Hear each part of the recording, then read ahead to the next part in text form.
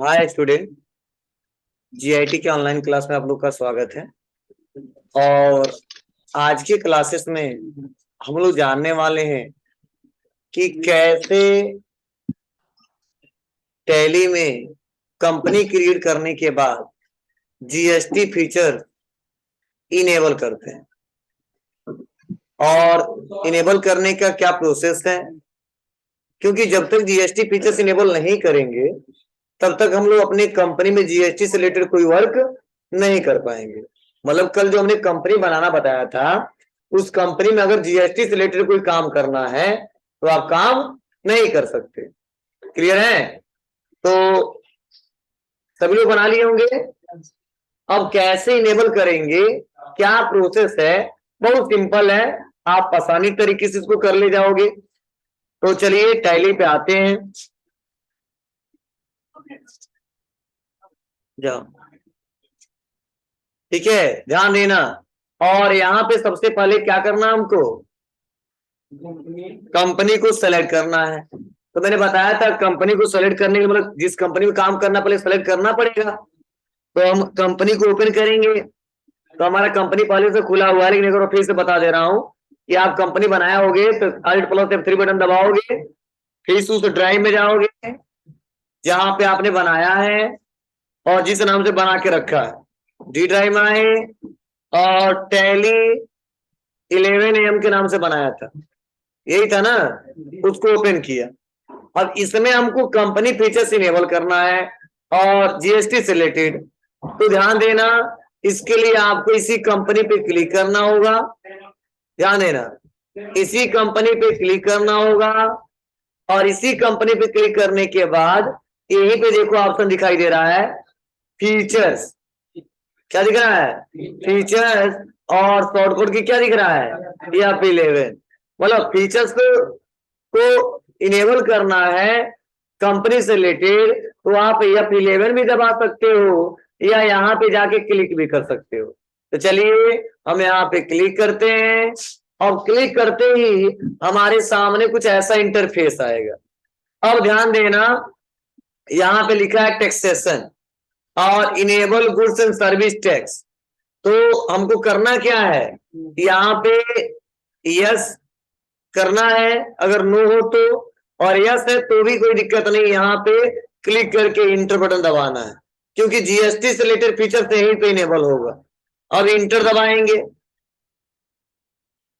अब जैसे inter button दबाएंगे तो यहाँ पे देखिए लिखा है जीएसटी डिटेल, और जीएसटी डिटेल में यहाँ पे GST registration detail, GST registration detail.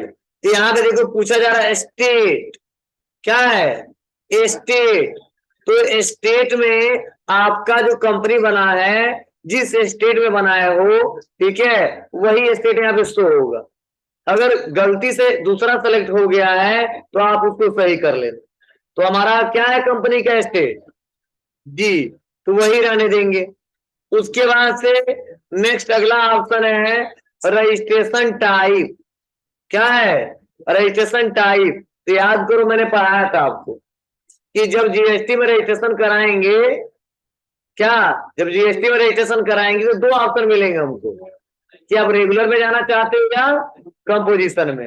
यही पूछा जाता है रजिस्ट्रेशन टाइप, मतलब जिस कंपनी में जीएसटी फीचर्स इनेबल कर रहे हो, जो फर्म के लिए अकाउंटिंग कर रहे हो, वो जीएसटी के किस स्कीम में रजिस्ट्रेशन कराया है, रेगुलर में या कंपोजिशन में। अगर रेगुलर में कराया है तो रेगुलर सेलेक्ट करेंगे, अगर कंपोजिशन में कराया है तो कंपोजिशन सेलेक्ट करेंगे। तो किस में कराया है? हमारा है रेगुलर में, तो हम लोग यहाँ पर रेगुलर ले लेंगे। ठीक है, यहां तक सबको समझ आया? नेक्स्ट फिर से बताया जा रहा है कि अदर टेरिटरीज। तो मैंने बताया था ना कि यूटी जीएसटी के बारे में, मतलब मैक्सिमम जगह सीजीएसटी या जीएसटी आई जीएसटी लगता है, लेकिन यूनियन टेरिटरीज पे क्या लगता है? UT GST. पढ़ाया था हमने। तो ध्यान देना, तो वहां पे अगर यूनियन टेरिटरी से बिलोंग हम लोग कर रहे हैं, हमारा कंपनी कर रहा है, तो यहाँ पे यस करेंगे, नहीं तो नो ही रहने देंगे।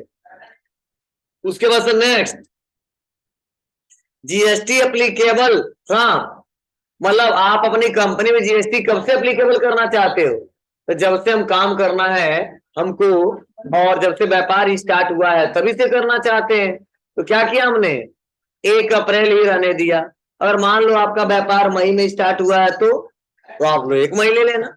जून में स्टार्ट हुआ है तो 1 जून ले लेना। लेकिन बाई डिफॉल्ट 1 अप्रैल लोगे तो मई भी आ जाएगा, जून भी आ जाएगा और जुलाई भी आ जाएगा। क्लियर है? आते हैं, इंटर बटन दबाते हैं। अगला है जीएसटी। तो आप बताइए जीएसटी का फुल फॉर्म बताया था ना, क्या बताया था? Goods and service tax identification number. तो यहाँ पे जीएसटी नंबर डालना पड़ेगा, किसका? जिस फर्म के लिए आप अकाउंटिंग कर रहे हो, जिसका जीएसटी में रजिस्ट्रेशन हुआ उसी तो जीएसटी नंबर डालेंगे। तो आ जाते हैं और क्या जीएसटी नंबर दिया है उसको देखते हैं और उसी को मेंशन करते हैं। देखो दिया है 09 APMPV123 AM1JD। तो यहाँ पे आना है और हमको भी क्या करना है, अपने टैली में चढ़ाना है। 09 APMPV123 AM1JD। ठीक है, इतना क्या करेंगे हम लोग, टाइप करेंगे। चलिए अब ध्यान देना, उसके बाद से पूछा जाता है कि पीरियोडिसिटीज ऑफ जीएसटी R1, मतलब जब आप गवर्नमेंट को टैक्स भरोगे, रिटर्न फाइल करोगे, वो मंथली करोगे या क्वार्टरली करोगे? याद है आपको मैंने रेगुलर के लिए क्या बताया था, 2 ऑप्शन दिया है। वो 3 महीने जमा कर सकता है, हर महीने जमा करेगा। तो यहाँ पे जब आएंगे तो 2 ऑप्शन दिखाई देगा। देखिए, तो अगर मंथली हम कर रहे हैं तो यहाँ पे मंथली सेलेक्ट करेंगे, और क्वार्टरली कर रहे हैं तो क्वार्टरली सेलेक्ट करेंगे। क्लियर है? क्या कर रहे हैं जी, मंथली हम पे करेंगे, इसलिए यहाँ पे मंथली ले लेते हैं और आते हैं।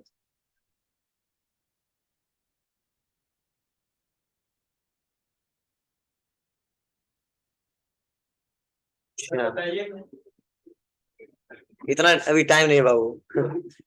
ठीक है, पढ़ेंगे बाबू, लास्ट में इंतजार करो तुम लोग। ठीक है, कमेंट पढ़ेंगे सब जवाब देंगे।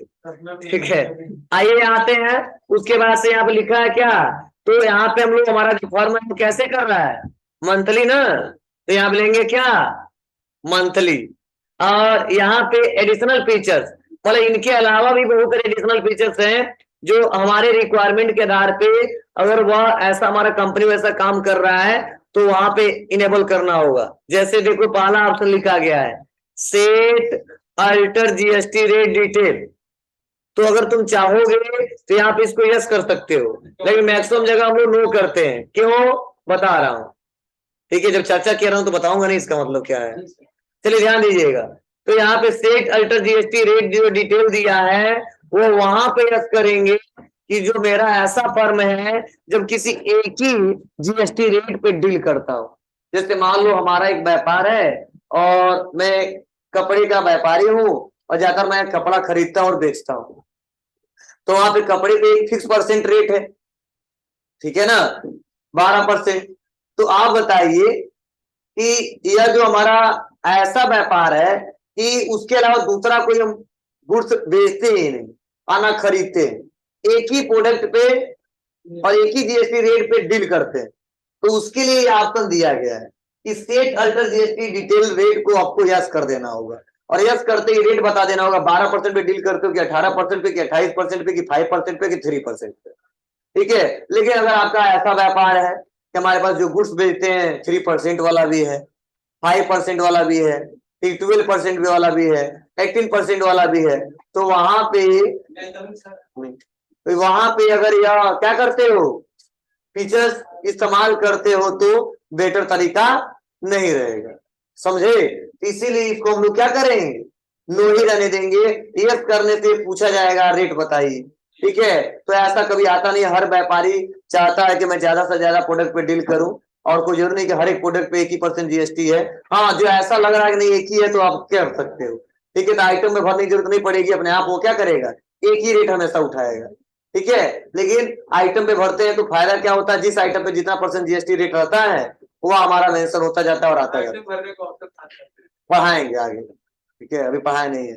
ठीक है, अभी तो कंपनी बना रहे हैं, अभी तैयार कर रहे हैं बाबू, ठीक है, तब तो काम करेंगे उसमें, मतलब मैं बिल्डिंग बना रहे हैं इसका, ठीक है, तब प्रोडक्ट रखेंगे लाके, तब बताएंगे कितना % जीएसटी है, ठीक है। कभी हमको कुछ नहीं करना है, तो एडिशनल फीचर का कुछ भी इस्तेमाल नहीं करना है, जब जरूरत पड़ेगा तो मैं एक एक करके स्टेप बाय स्टेप बताऊंगा, समझाऊंगा।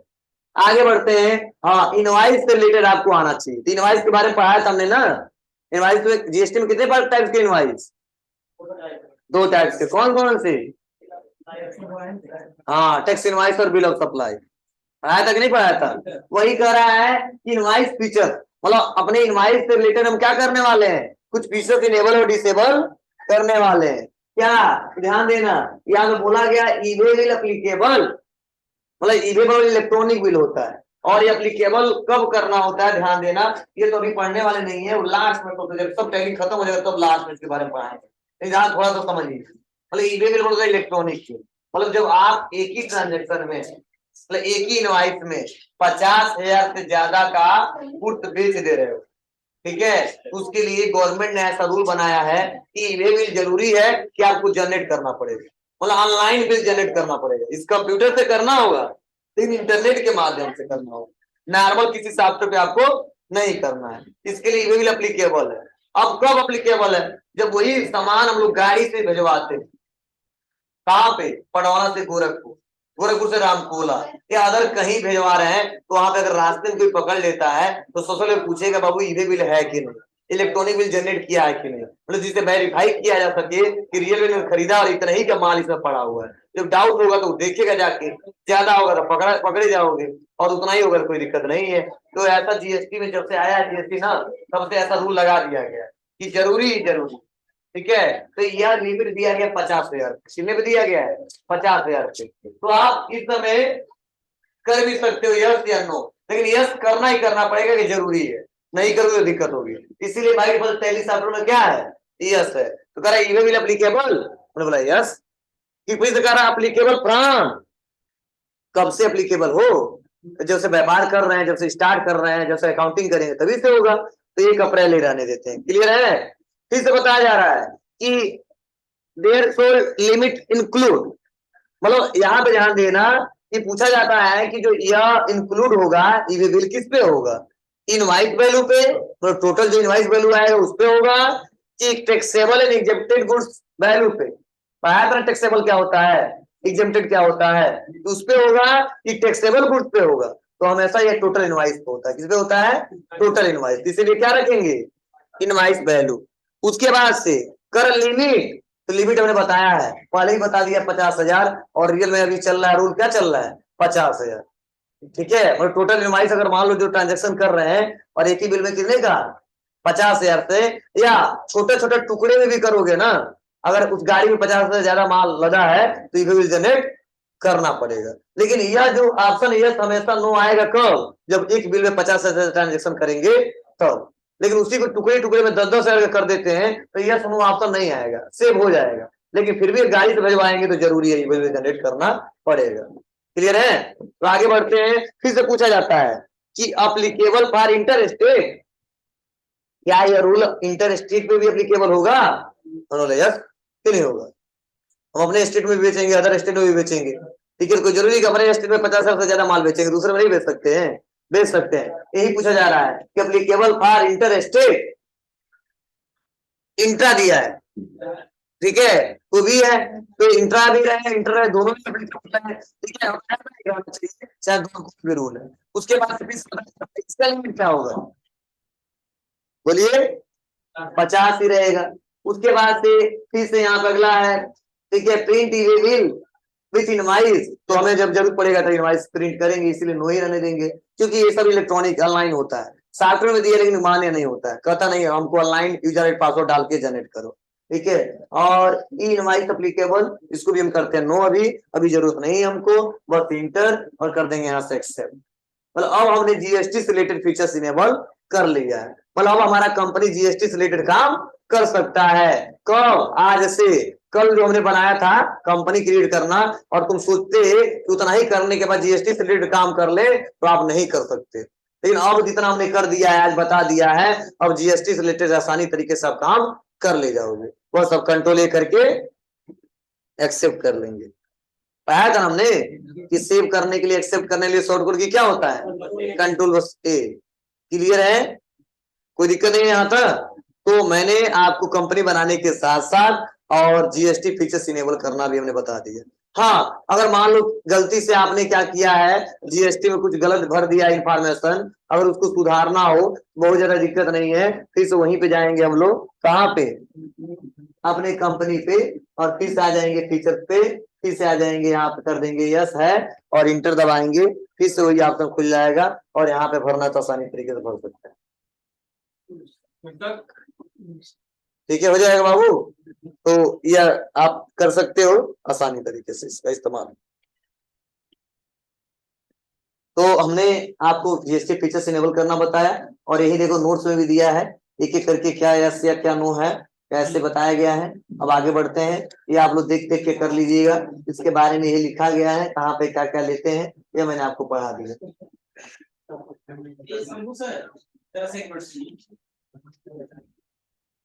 तो ये तरीके हैं, चलिए देखते हैं। उसके बाद से नेक्स्ट अगला है, अब कंपनी क्रिएट तो कर लिया, जब काम कैसे करेंगे। तो कंप्यूटर में काम करते वक्त, टैली में काम करते वक्त सबसे पहला जरूरी है कि आपको जानकारी होना चाहिए मास्टर के बारे में, कि टैली में मास्टर होता क्या है, मास्टर होता क्या है, क्योंकि बिना मास्टर का हम अकाउंटिंग कर ही नहीं सकते। ठीक है, तो यही आपको एक एक करके बताया जा रहा है। क्या बताया जा रहा है समझिएगा। ठीक है, देखो बताया जा रहा है इसके बारे में कि मास्टर का जरा, मास्टर अकाउंटिंग डाटा के कंटेनर होते हैं, अभी समझाऊंगा इसको। मास्टर अकाउंटिंग डाटा के कंटेनर होते हैं और यह ऐसे अकाउंट हेड होते हैं जिन्हें एक बार क्रिएट करते हैं और उनका प्रयोग बार बार कर सकते हैं, करते हैं। ठीक है, इनका प्रयोग अकाउंटिंग वाउचर क्रिएट करने, रिपोर्ट जनरेट करने के लिए किया जाता है। और मास्टर निम्नलिखित प्रकार के होते हैं। ठीक है, accounting master, inventory master, payroll master, statutory master. मतलब देखो बताया जा रहा है कि मास्टर क्या है, ऐसे कंटेनर होते हैं, जैसे आप कंटेनर देखे हो ना, उस कंटेनर में क्या किया जाता है, सब कुछ बोल दिया जाता है, जो जो लेके जाना है और लाके वो पहुंचा देता है। वैसे ही टैली में जो भी काम कर रहेंगे ना, चाहे वह खरीदने से रिलेटेड हो कुछ, चाहे बेचने से रिलेटेड हो, या किसी अकाउंट से रिलेटेड हो, या बैंक से रिलेटेड हो, जब तक हम अकाउंट पे आएंगे नहीं, मास्टर का इस्तेमाल नहीं करेंगे, तब तक अकाउंटिंग कर ही नहीं सकते। मतलब आप चाहे बैंक से रिलेटेड कोई काम करना हो, ट्रांजेक्शन करना हो, ठीक है, या सेल परचेज से रिलेटेड कोई ट्रांजेक्शन करना हो, मतलब कंप्यूटर में कोई भी वर्क करना हो तो सबसे पहले दौड़े दौड़े जाएंगे किसके पास, मास्टर के पास। समझे, और मास्टर में 4 ऑप्शन दे दिए गए हैं। अब अलग अलग ऐसा तो है नहीं, मान लो अब आपको पढ़ना है, मास्टर तो बहुत खड़े हैं, तो जाओगे किसके पास, जो पढ़ना चाहते हो, अब हिंदी वाले पास नहीं जाओगे, मास्टर खड़े हैं मैथ वाले पास जाओगे, उन लोगों को छोड़ो, जाओ अब जरूरत नहीं है, कब जरूरत पड़ेगा जब हिंदी पढ़ना होगा तब। वैसे यहाँ पे मास्टर टाइप दिए गए 4।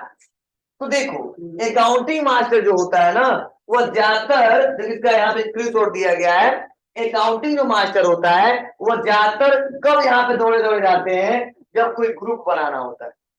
क्या बनाना होता है, ग्रुप, जब कोई लेजर बनाना होता है, जब किसी करेंसी से रिलेटेड कोई काम करना होता है, या कोई बाउचर बनाना होता है, कोई तरीका होता है, आगे पढ़ाएंगे। बोले इतना समझिए कि अकाउंटिंग मास्टर में जाएंगे कब, जब ये चारों बनाना हो तब। अगर इसमें से कोई नहीं बनाना है तो हम लोग इस अकाउंटिंग मास्टर में नहीं जाएंगे। मतलब ग्रुप बनाने के लिए अकाउंटिंग मास्टर, लेजर बनाने के लिए अकाउंटिंग मास्टर, करेंसी से रिलेटेड भी, और वाउचर टाइप्स के लिए भी अकाउंटिंग मास्टर। अभी जब मैं पढ़ाऊंगा तो आपको क्लियर हो जाएगा कौन क्या होता है। क्लियर है। उसके बाद से बोला जाता है इन्वेंट्री मास्टर। इन्वेंट्री मास्टर याद करना, मैं पढ़ाया था कि स्टॉक को इन्वेंट्री के नाम से जाना जाता है। स्टॉक, इसमें स्टॉक मतलब क्या है, कीबोर्ड के बारे में बताया था, क्वांटिटी समझाया था क्या होता है। अरे stock, closing stock, opening stock बताया था ना हमने। ये देखो इन्वेंट्री मास्टर, तो इन्वेंट्री मास्टर में सबसे ज्यादा उस समय जाते हैं और हमेशा उसी समय जाते हैं जब हम किसी प्रोडक्ट से रिलेटेड कोई इंफॉर्मेशन लेनी है, देनी है। क्या, अब देने लेने का मतलब क्या है, कुछ बनाना है तो वहीं से बनाएंगे, देखना है तो वहीं से देखेंगे। जैसे इन्वेंट्री मास्टर, स्टॉक का ग्रुप, वह स्टॉक किस ग्रुप में आ रहा है, ठीक है, कैटेगरी किस कंपनी से रिलेटेड है, ठीक है। स्टॉक आइटम कौन सा आइटम है, कीबोर्ड डेल का है कि क्या है। उसके बाद यूनिट पीसेस में है, नंबर्स में है, लीटर में है, केजी में है, किस में है, ये पढ़ाऊंगा आपको। अभी वैसे वैसे बता रहा हूँ। गोडाउन मतलब किस गोडाउन पे रखा गया है, किस लोकेशन पर रखा गया है। मतलब जब किसी स्टॉक से रिलेटेड कुछ इंफॉर्मेशन हमको लेने हो तो वहां पे हमेशा कहाँ जाते हैं, इन्वेंट्री मास्टर। हाँ, एक वो एक हेड होते हैं, जहां जाना है वहां जाएंगे। उसका पेरोल मास्टर ये ज्यादा सैलरी स्लिप से रिलेटेड होता है। और उसके बाद में स्टेटरी मास्टर, तो बाई डिफॉल्ट 3 वैल्यू दिखता है। स्टेटरी में जीएसटी से रिलेटेड कुछ आपको करने हैं, जीएसटी डिटेल से रिलेटेड और पेन नंबर से रिलेटेड अदर डिटेल हो तो वहां पे इसका इस्तेमाल करते हैं। क्लियर है। तो आज हम लोग को जो पढ़ना है, जो समझना है, वो किसके बारे में पढ़ना है, अकाउंटिंग मास्टर के बारे में। किसके बारे में बाबू, अकाउंटिंग मास्टर के बारे में। चलिए ध्यान देना, शुरू समझो। यह कंपनी बना दिया, फीचर्स इनेबल कर लिया। अब आ जाते हैं और मास्टर में देखिए बताए जा रहे हैं, क्या बताया जा रहे हैं, समझने की कोशिश करना। एक दो हम बना के भी दिखा रहे हैं आपको। अकाउंटिंग मास्टर का इनके अंतर्गत account, group, ledger, voucher type की चीज को रखा गया। अब देखो फिर से अब ग्रुप के बारे में क्या बताया जा रहा है। तो ग्रुप हम कई बार समझाए हैं आपको, ठीक है। जैसे लाइबिलिटी एसेट्स पढ़ा रहे थे तो बता रहे थे हमने, तो बताया जा रहा है group are collection of ledger of the same nature. मतलब एक नेचर वाले जितने हमारे, ठीक है, क्या होंगे, लेजर होंगे या आइटम होंगे, बताएंगे लेजर, हाँ पढ़ाएंगे, पढ़ाया हो लेकिन तुम गधे हो क्या करें, ठीक है, बराबर बताएंगे। चलिए मतलब एक समान नेचर वाले जितने प्रोडक्ट आएंगे, समझे, जितने लेजर आएंगे उनका क्या होगा, एक ग्रुप होगा। अब तो सर क्या मतलब है इसका, जैसे सपोज मान लो इतने लोग बैठे हो, कुछ लोग कस्टमर हो और कुछ लोग हमारे क्या है, सप्लायर है। तो मैंने बताया था कस्टमर को क्या बोलते हैं, संडे क्रेडिटर। एकदम गधे हो, तो अब ना बोला करो, नहीं आता ना बोला करो, ठीक है, शांत रहो थोड़ा, ठीक है। ध्यान देना, मैं पढ़ाया था, नहीं आता तो थोड़ा सा इंतजार करिए, पूछिए तो बताना आप, ठीक है। मैंने बताया था जितने हमारे कस्टमर होंगे, ठीक है, उनका जो ग्रुप रहेगा,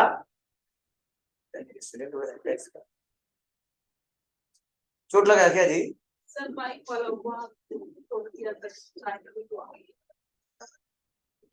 साइकिल से तो यह हाल है, बता सब गाड़ी वाले भी बहुत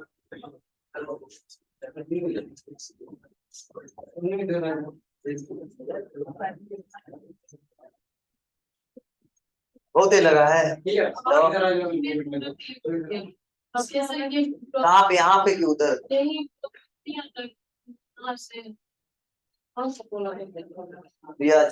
क्या नाम है, हाँ कैसरा टोल नहीं है जी, खिरिया टोला। चलिए घर पे फोन कर दो, आ जाए तो लेके जाएंगे।